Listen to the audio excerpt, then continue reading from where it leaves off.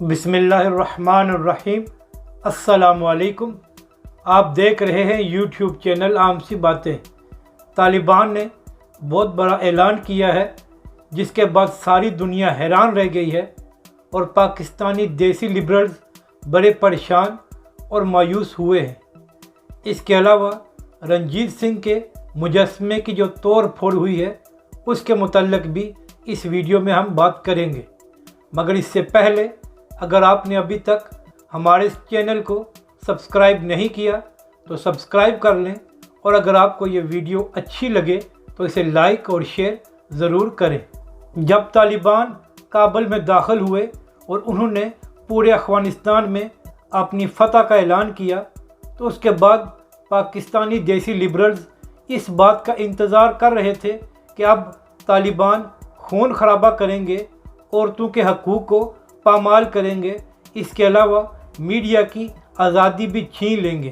جس کے بعد ان دیسی لبرلز کو موقع ملے گا کہ وہ طالبان کے خلاف پروپیگنڈا کریں اور اپنے بیرونی حکام کو خوش کریں۔ مگر طالبان نے بہت سخت مایوس کیا ہے پاکستانی ان دیسی لبرلز کو، اسی لیے پچھلے کئی دنوں سے ان دیسی لبرلز کا رونا دھونا شروع ہے۔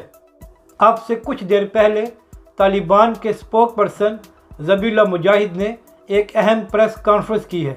اور اس پریس کانفرنس میں ذبیح اللہ مجاہد نے فتح مکہ کی یاد تازہ کرا دی۔ ذبیح اللہ مجاہد نے اپنی پریس کانفرنس میں یہ اعلان کیا کہ ہم نے تمام لوگوں کو معاف کیا ہے، کسی سے بدلہ نہیں لیا جائے گا، اور جو لوگ ہمارے خلاف کھڑے رہے ہیں یا ہم سے لڑتے رہے ہیں ہم نے ان کو بھی معاف کر دیا ہے۔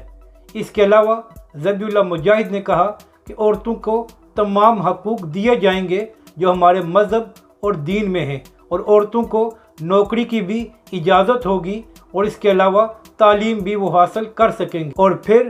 ذبیح اللہ مجاہد نے کہا کہ تمام اخوانوں کو ان کے حقوق دیے جائیں گے، ہر ایک اقلیت کو اس کے مذہب کے مطابق آزادی ہوگی اور کسی کے حقوق سلب نہیں کیے جائیں گے۔ اس کے بعد ذبیح اللہ مجاہد نے یہ کہا کہ میڈیا کو بھی آزادی ہوگی کام کرنے کی، مگر شرط یہ ہے کہ سب کو اسلامک لائنز کے اندر کام کرنا پڑے گا، کیونکہ ہمارے لیے سب سے اہم چیز مذہب اور دین ہے۔ اس پریس کانفرنس کو سننے کے بعد تمام دنیا حیران رہ گئی ہے کہ کس طرح طالبان نے سب کو معاف کیا ہے اور سب کے حقوق کی بھی بات کی ہے۔